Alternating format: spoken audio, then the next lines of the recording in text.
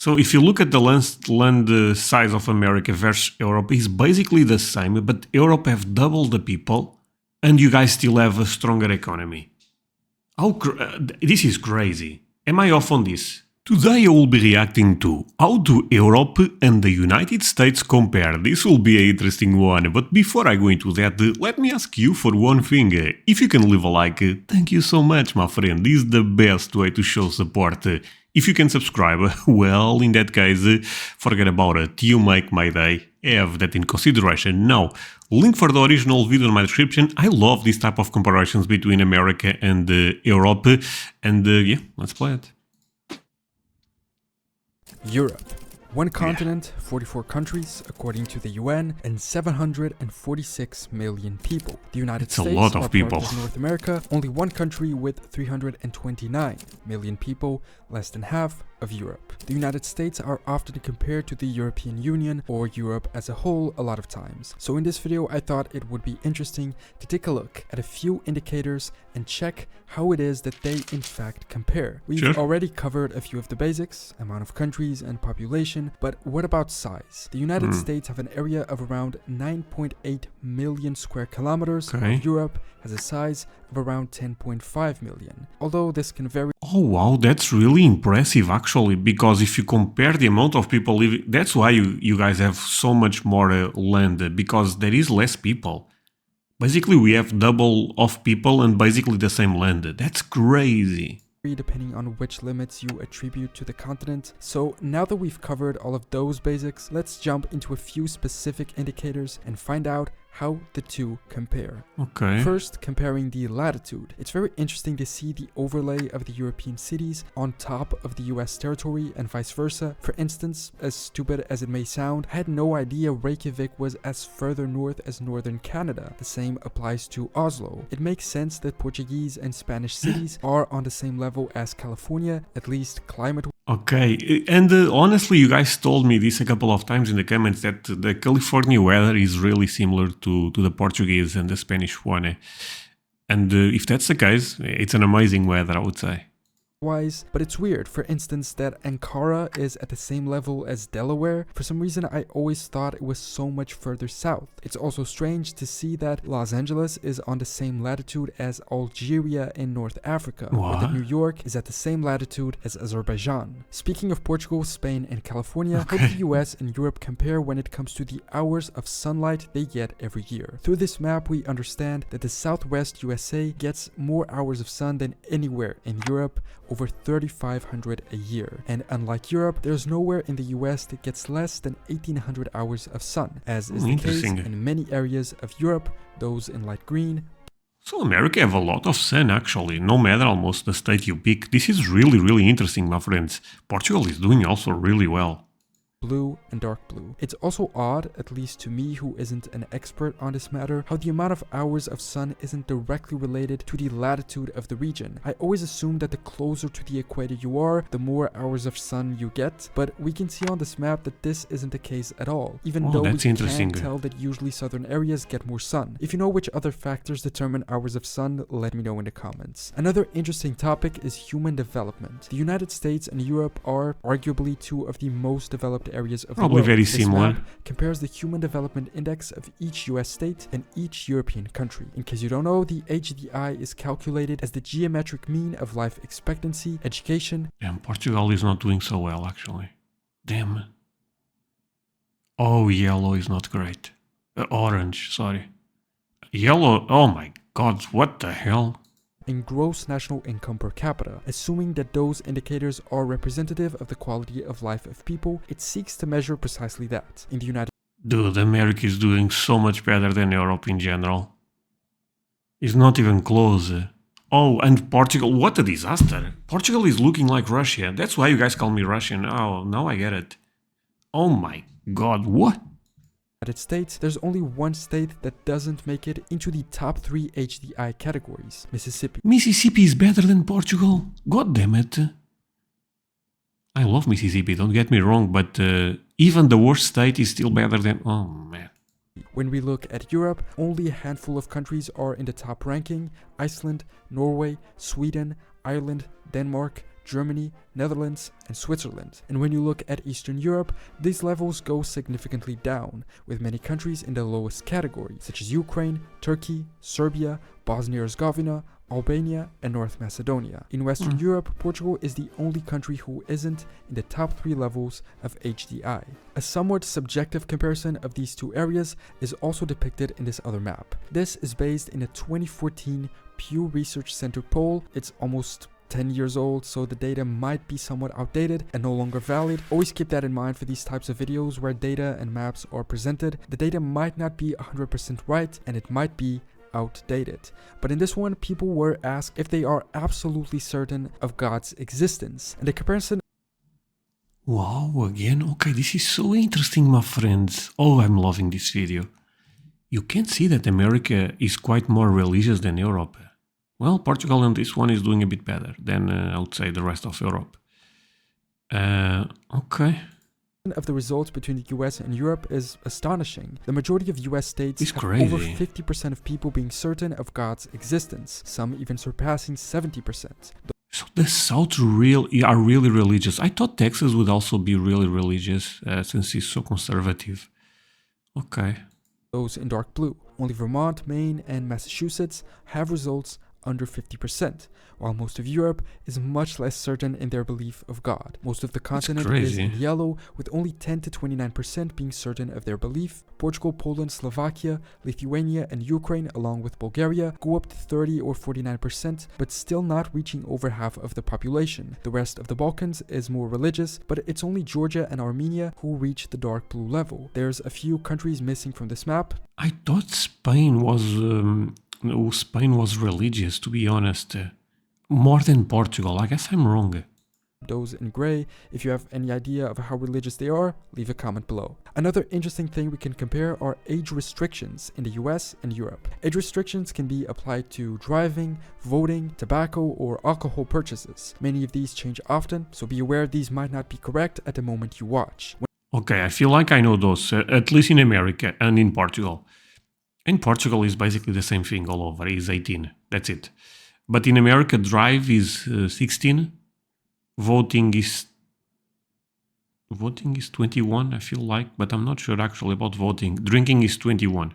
When it comes to driving, the US government allows people to Oh, that is, but never mind. So that is, voting is 19, okay. Drive at a much younger age. In South Dakota, it says you can drive at 14 years and 6. What? You can drive? Oh no, that's insane. Look at the difference. Oh wow, this is quite impressive, not gonna lie.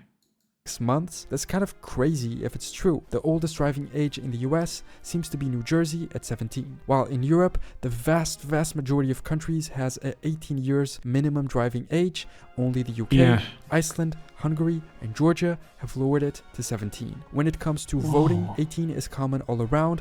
Only in Europe are there 2 countries that differ, Austria at 16 and... Okay, voting we all tend to agree. 18, but come on, if you take a look at the car driving age, what the hell is this, 14? That's insane. You guys in America really like to put people driving earlier. Okay, I feel like 18 is good. Do you guys think 16 is good? Oops, sorry. Iceland, Hungary, and Georgia have lowered it to 17. When it comes to voting, 18 is common all around. Only in Europe are there 2 countries that differ, 18 sounds Austria fair. at 16 and Greece at 17. Adult Though I'm not age. sure if these limits are the same for all types of elections. Tobacco purchase is technically only allowed over 21 in all of... Okay, so you guys put tobacco in the same category as drinking, I guess. This makes sense, actually. Yeah, this makes sense. The US, while in Europe you can buy it at 18. Alcohol purchasing is also forbidden for Same people thing, under yeah. 21 all across the United States, with the limit ages varying a lot across Europe, but none being higher than 18 or 20, although again this also varies depending on the type of alcohol. For instance, in Portugal I think you can buy beer or wine as long as you're over 18, but other drinks do have a 20-year age limit, I think. When it comes... Why Portugal is coming up so much on this one? Actually, what the guy said, I'm not even sure. Varies depending on the type across Europe for people under 21 all across the United States, with the limit ages varying a lot across Europe, but none being higher than 18 or 20. Although again, this also varies depending on the type of alcohol. For instance, in Portugal, I think you can buy beer or wine as long as you're over 18, but other drinks do have a 20-year age limit, I think. Well, if that's the case, I crossed the law a couple of times, but I don't think that's the case. I could be wrong, actually. When it comes to comparison between military, for instance, it's a difficult comparison to make. According to Wikipedia, the US Army has a personnel of around 1 million, counting active troops, reserves, and National Guard. And according to this 2018 article from Business Insider, the top 5 strongest militaries in Europe, all of these maps exclude Russia, are France with 390,000, the UK 280, Italy 200. Oh, actually, I for some reason I thought our military was a bit smaller. Okay, I mean, it should be bigger comparing populations, but this still surprises me. France, okay. 167, Germany 200, and Spain 175. Together, these alone would surpass the US Army, although you'd still need to take into account the material advantage of the I mean, America is in a different level when it comes to military. It does not matter if they have more. I mean, China have much more than America when it comes to active people, but they don't even compare fair because America has such great technology that it's different level. US. Ships, intelligence, tanks, planes, investment, and in these the US has a considerable advantage, as we can see from this graph depicting the investment comparisons. But thankfully most of Europe and the US... Sorry, this is wild to see. The only way to make this fair is to put Portugal, because we spend like 300 million or something. No, I'm joking. Are allied through NATO, so a comparison isn't needed because in the event of a conflict, it is very likely they would be on the same side. And what about an economic comparison? The United States and the European Union are the 2 largest economies globally in nominal terms. In recent years, only in 2011 did the European Union have a higher GDP than the US. Keep in mind this excludes non-EU Europe. The US's GDP per capita is 63,000, while in the EU it's 33. But keep in mind both of these are on average. There are EU countries and US states with higher and lower values. Also, as we can see from these maps, the US's GDP is mostly carried by California, Texas, Florida. Dude, Texas, California, Florida, and New York are different level. This is New York, right? Florida and New York, while Europe's is mostly carried by France, Germany, the UK, Spain. Damn it. Shame. And Italy. When it comes to currency comparison, as I make this video, 1 euro equals $1.07. The euro's value has been higher and recently its value has decreased a little, approaching parity with the dollar. As we can see from this graph, there was only a short period in the early 2000s when the euro was worth less than the dollar. And there was a point where this even recently this happened. It's kind of crazy.